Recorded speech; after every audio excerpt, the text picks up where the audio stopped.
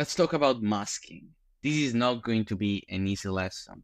I'm going to take this animation from Sunny V2, which is a hook that got over 1 million views to the video, and we're going to recreate this in CapCut, and we're going to do the same with this other hook, which has gotten 19 million views to Sunny V2's video. And it's not all about the editing, but the editing aspect of a video, especially in the hook, is extremely important. So we are now going to recreate all of this. I'm going to explain to you how to do this, and the way to do this is with masking. Masking is what is going to make you stand out from anyone else. And I'm going to explain you how masking works by starting with this really easy screenshot from MrBeast's Instagram, all right? The reason I'm doing this is just to explain you simply how this works.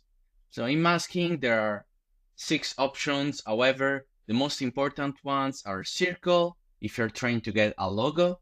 As you can see right now, we have a logo. Or we have mirror, which sometimes can be useful.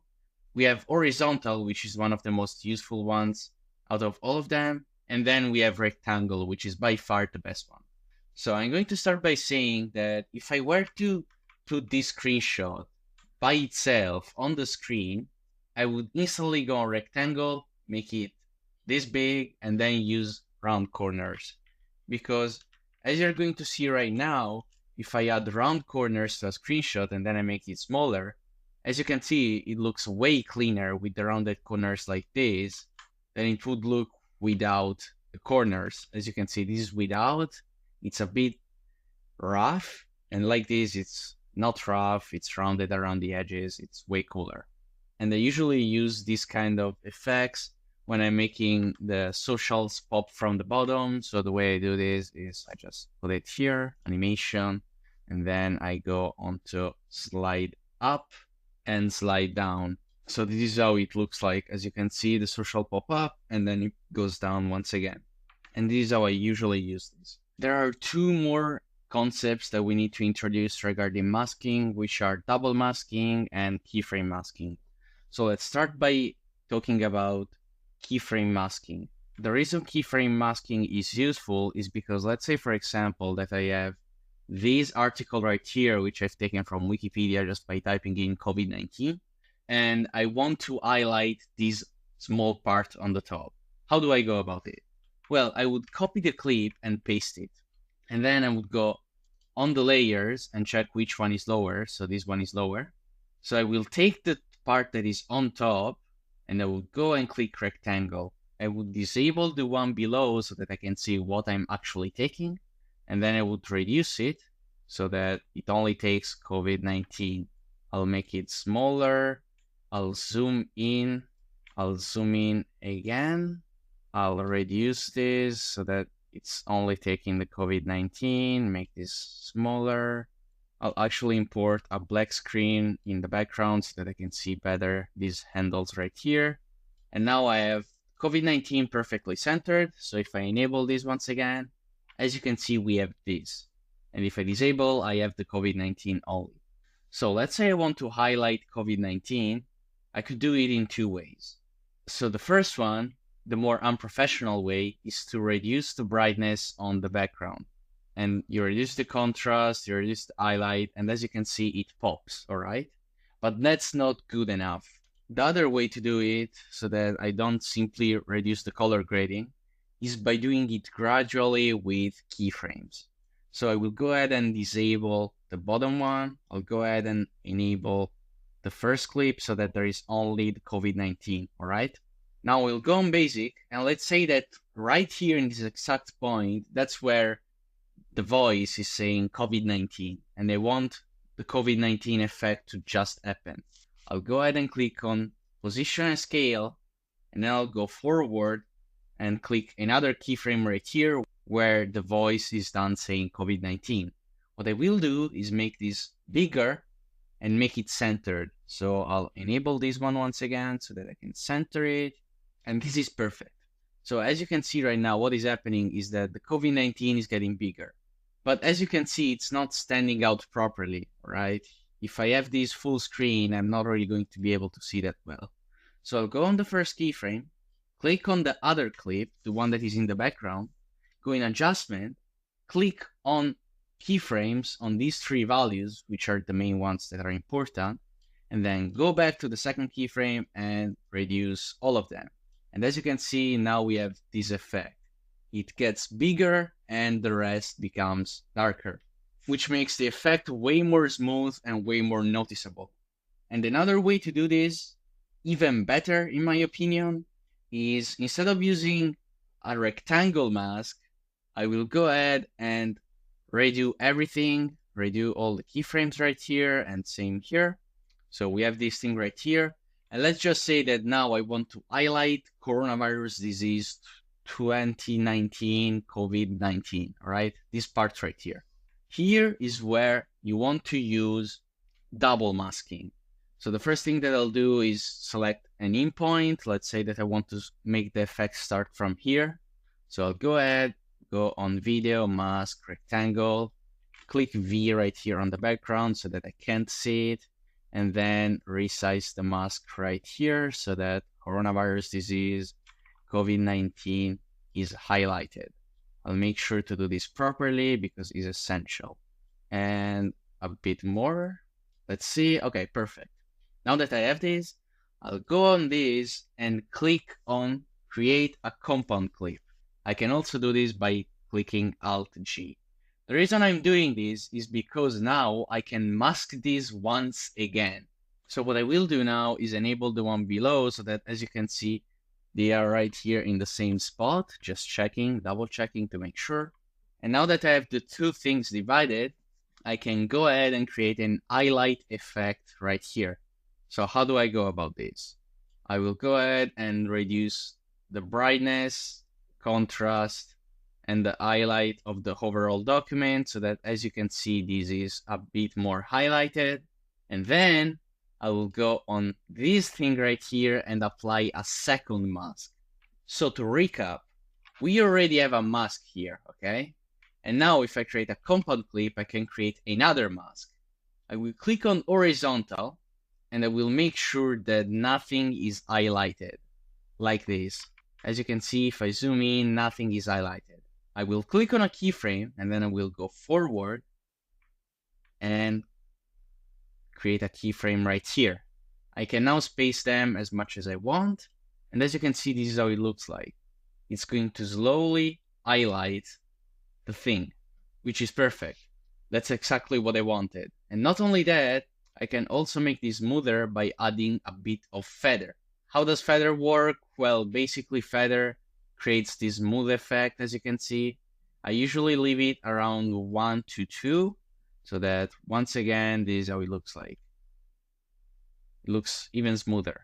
If I, for example, click in the middle of the effect, as you can see here, it's a bit smoothened out. And I have right now created this effect, which is highlighting, as you can see. And this is the main premise beyond masking. These are the fundamentals, and you can apply them to every single thing. And that's what you are going to use now to recreate this hook, all right? We do not need anything else than the masking that I just told you and some basic keyframing for movement. It's as simple as that. And we're going to use double masking for this hook as well with the square. Right, I've added all of the things that I need. So I'll go ahead and start creating. So the first thing that I'll do, go ahead and enter this pole that we need right here. And what I want to do is go ahead and make it bigger, like so. So as we can see, it goes down like that, and then it goes upwards. So what I want to do is go ahead and put this like so, and then I'll make sure that it moves. So I want this to be actually even bigger. There we go. We have our pole here. So the first thing that I'll do to recreate this animation is go ahead and add keyframes. So I'll add this one first, and then it is going to move like this, and then it is going to move like this, and then it is going to move like this. So that's perfect. Now I want to make them more distanced. So I'll do like so. Let's see how this looks like. As you can see, it moves. All right, let's now disable this one below. So this is how it moves, perfect. Now this one is a bit fast, as you have seen, so I'll move it like this. And we have this, right? It's not bad. However, I want to make everything a bit slower. Let's look at it now. So it goes slow, fast, fast. So let's try and make this a bit faster. Let's look now. Fast, fast. And this one is too fast. This one right here. So I'll make this slower. Still too fast. Let's go for it one more time. And we have it now. Perfect. So let's look at it from the start one more time. And we are good. Now that you have keyframed the rope, we have to keyframe the pegs. So the way we're going to do this is by simply putting the peg in, and then we're going to highlight all the keyframes by holding Control. There we go. And then we click C so that we copy them. We paste them right here. And now, as you can see, the peg is moving at the same speed as the rope. However, it is not in the position that we want it to be. So what are we going to do? Alt-G, we create a compound clip, and I'm going to move it, for example, here. As you can see, it's now going to stay there for the rest of the human time. That's perfect. Now I'll go ahead and do this for this other peg. I'll make it blue by dragging this over. I'll make a compound clip and put it here, for example. And then I'll use another peg. This time it's going to be pink. Alt-G, and I'll put it here. I'll change the color once again, and I'll go a bit forward so that I can see where I'm at. I'll add this right here. And let's check out how many pegs we are at right now. 1, 2, 3, 4, 5, 6. Then I'll paste the last one and put it right here. So let's look at what the animation is looking like right now. As you can see, it's moving and we have all the pegs. Perfect. So what I will do is go ahead and add some movement right here. So I'll pick the first peg that I have. I'll add 0 opacity keyframe. Then I'll add a keyframe on position and scale. I'll put everything a bit higher. And then I'll go forward. And then I'll put everything lower. 100% opacity. That's actually a bit too high. And that's perfect. And now, as you can see, the peg is going down in a smooth way, which is perfect. Now I'll do this for all of the pegs. Now this is perfect. As you can see, I really like how these pegs are coming. I have just applied the effect to everything. However, I think the second one is appearing too early, and that's because I have added the keyframes in, let's just say, not the best way. So I'll move this a bit and then do something like this and then bring it backwards. And let's look at it full screen right now. And as you can see, this is way better now. And now, as you can see, they're looking basically the same. The pegs are coming in the same way, and we just need to add the pictures now. To add the pictures now, we are going to, first off, add the pictures. It's pretty self-explanatory. We'll stack everything on top. If you want to add the name to the picture, you can simply add it in Canva and then blur it like Sammy did right here. As you can see, has blurred the name in Canva directly. However, I'm not going to do that because I don't know their names and it would take me a bit to research them. So just keep in mind, you can simply do it in Canva. You just will need to add some text if you want to do that. I will now take all the pictures actually and put them side by side with the pegs so that now I can put them in between. So I'll start with the first one. I'll disable this so that I don't get confused. And then I'll click on the image right here, make it smaller, and put it right here. I'll also need to add all of the keyframes right here to the pictures as well. So I'll add it, and then I'll click Alt-G and put it right here, as I've done earlier with the pegs. Now, a thing to keep in mind is that we will now need to create the animations that Sunny has used. So let's look first at the size that was used. It's actually a bit bigger. So I'll go ahead and make this a bit bigger. There we go. The animation that was used is pretty simple. It is simply pulling up. So I'll do that by adding some basic keyframes. But first, what I want to do is go ahead and make the peg go lower so that the image can get taken by the peg, as Sunny has done. And then I'll also add a bit of rotation for the first one. So I'll now go ahead and add some keyframes. So I'll put the image below, I'll reduce the opacity to 0, keyframe, and then I'll go on the final animation of the peg and add a keyframe here. So this is how it looks like, pretty good. I'll do this for the other peg as well. So here I have my image. I'll go ahead and copy all the keyframes by holding Control. Once again, I hit C, I go at the start of the clip and I paste them.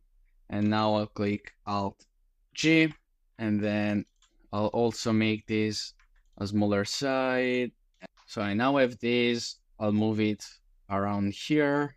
So to create this image properly, I'll move this lower as I've done before.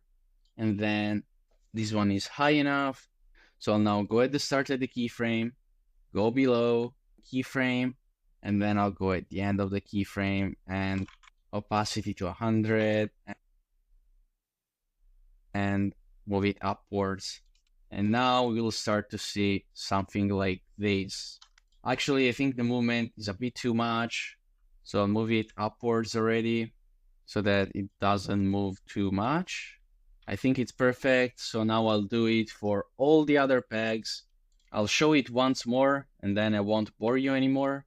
You put the size, copy all the keyframes by holding Control C. So you copy, go at the start of the clip, paste the keyframes, Alt G, and then you go at the keyframe of the peg, which is associated to this image, which as you can see is this one. So you go at the start, you put your image right here, opacity to 0, keyframe on position, you go a bit below, not too much, and then you go right here, keyframe at 100, and you put it upwards.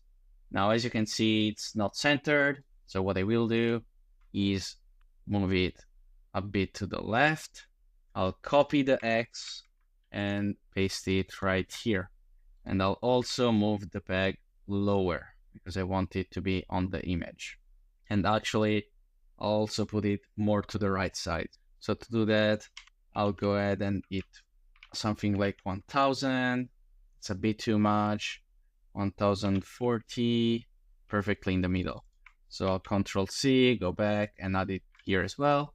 And as you can see, we have our animation full screen.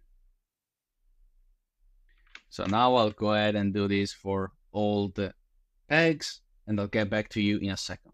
So this is how it looks at the end. This is the original one. There are 9 Mr. Beast crew members who have either been publicly fired or have disappeared without explanation, and we're going to talk about all of them beginning with Matt Turner. And this is the one we made.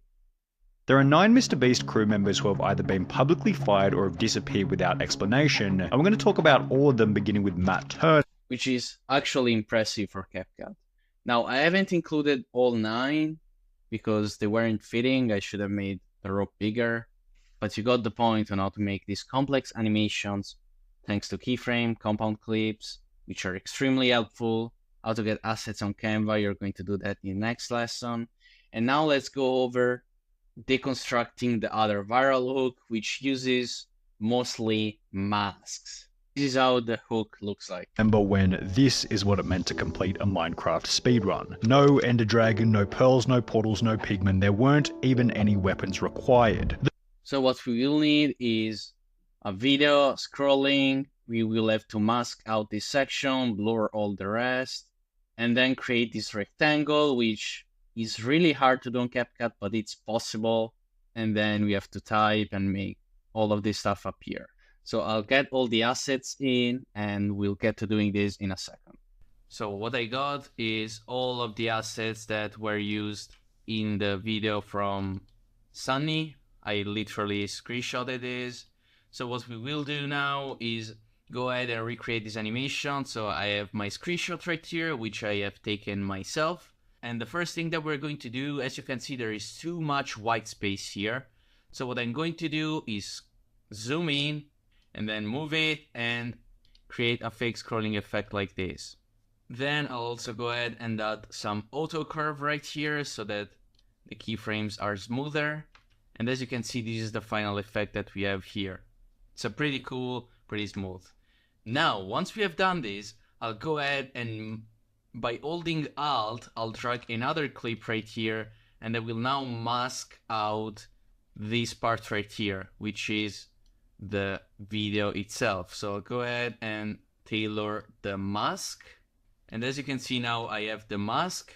As you can see, it's perfectly tailored. It only includes the video right here. So I have also added one of feather so that it's a bit smoother. I could also go ahead and make it harsher by leaving it on 0, but I'll do like this.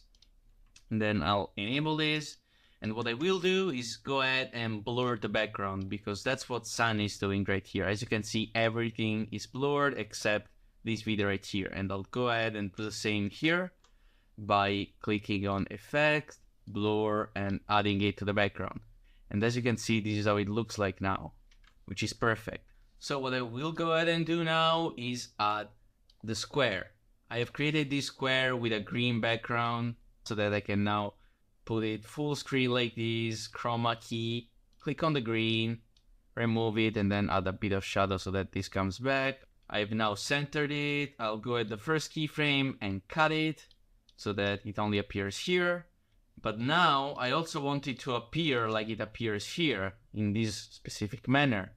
So to make it appear like that, I'll go ahead and go on mask, horizontal. I'll make it 90 degrees like this, 90 right here. I'll go in the middle of the screen. As you can see, there is this blue guideline that appeared. It's at X 117. And what I'll go ahead and do is place a keyframe on rotate. And then I'll go forward 1 second. So I will click Shift and the arrow key to go 10 frames forward. And I'll click it 6 times. 1, 2, 3, 4, 5, and 6. And now I've gone 1 second forward. I'll go ahead and hit another keyframe. And this time I'll go on 270 on rotate. So this is what we can see now. There is this movement right here. Now to clean this up, I'll remove this so that there is this still frame that you can see in the background. I'll export it and then I'll re-import it and add it right here. And then I will go at the last keyframe right here and trim it and then click on horizontal and 90 degrees. So then now, as you can see, we can only see this part being created for the rectangle. Once we have done this, I'll go ahead and drag this clip above by holding Alt, and I will create another effect, but this time I'll switch the keyframes around. Here it will be -90, and here it will be 90. And now we have this amazing effect with the squares that completes itself. So what do we need later? Let's disable everything and check what we have. Remember when this is what it meant to complete a Minecraft speedrun. So here's where everything should end. No Ender Dragon, no pearls, no portals, no pigmen. There weren't even any weapons. So from this exact moment, the central parts of the screenshot start to fade. So we're going to go ahead and create that effect now. So from right here, I'll go ahead and import a white screen, disable these, and re-enable this part. And the reason I'm importing a white screen is because the background is white. So what I will do now is go ahead and create this and make this big. And then I'll go ahead on mask and create a mirror mask.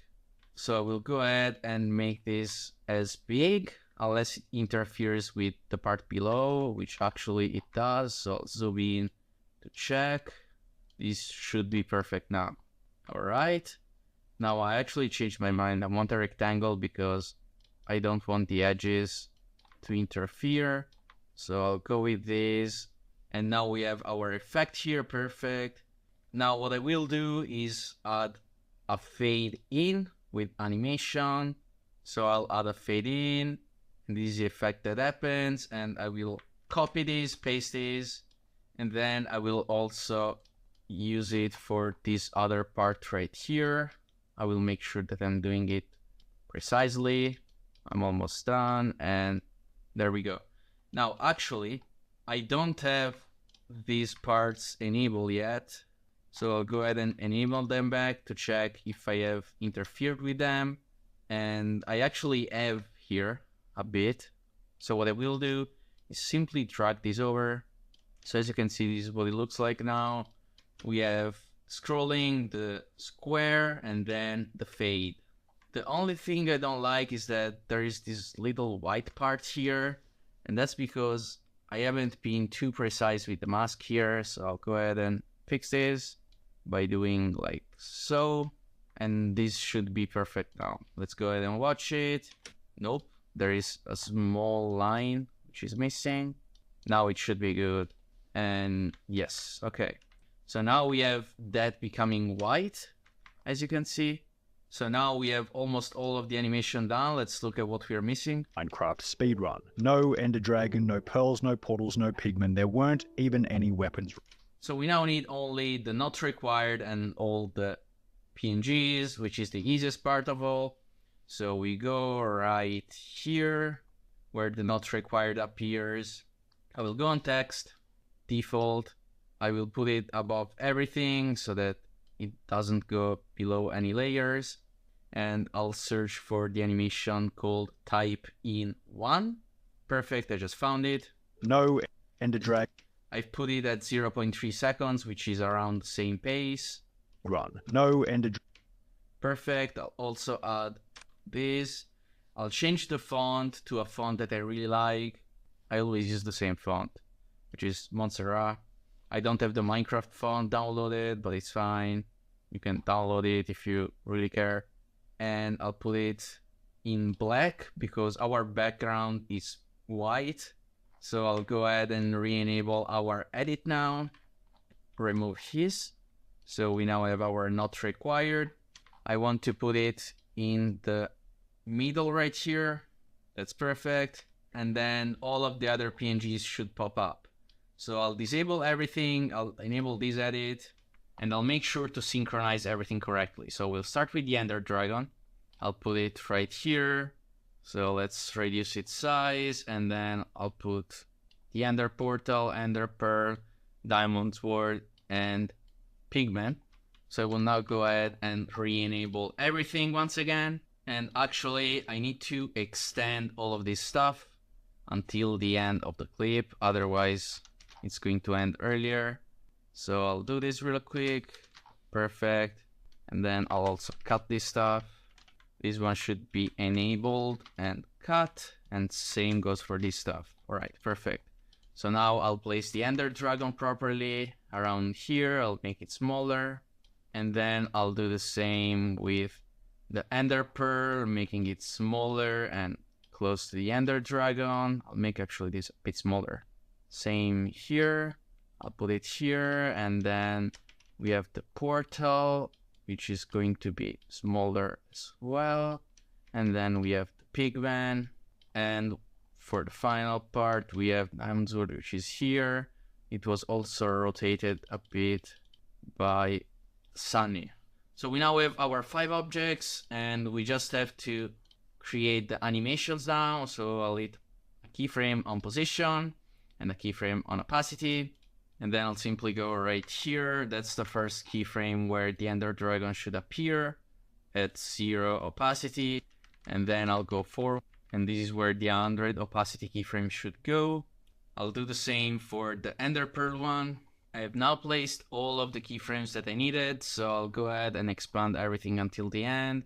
And enable all the clips, disable the main one. And I should have everything here. So let's look at it from the start once again. As you can see, we have the square. It becomes white, it writes, and everything appears, which is perfect. Now I'll go ahead and make everything a bit smaller by doing it like so. And then I will go ahead and hit keyframes on position. So first keyframe right here on position, then I'll go on the second keyframe and hit position once again, but first I want to move this to the right. So to move it to the right, I have to reduce this number. So let's do 82, let's reduce it by 100 and let's see how this movement looks. It doesn't look too bad. Let's try and use some auto curve to see if it looks better. I really like this actually.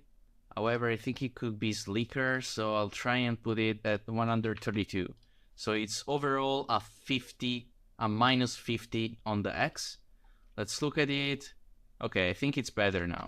So go ahead and do that. So what I will do now is do the same here and increase this by 50. So it's going to be 333. And then I'll do the same here. Keyframe, I'll go forward, keyframe, go backwards, and it's going to be 780. So now everything should be done. Let's give it a look. So we have the square, it fades out, not required, and all of the stuff appears. This looks extremely good. However, let's give it one final shot with the audio from Sunny. Let's go ahead and watch it. Remember when this is what it meant to complete a Minecraft speedrun. No Ender Dragon, no pearls, no portals, no pigmen. There weren't even any weapons. I believe this is perfect. We have just recreated an insanely viral animation in CapCut. I have slightly changed the colors, but doesn't really matter. I'll show them side by side now, and I'll let you judge.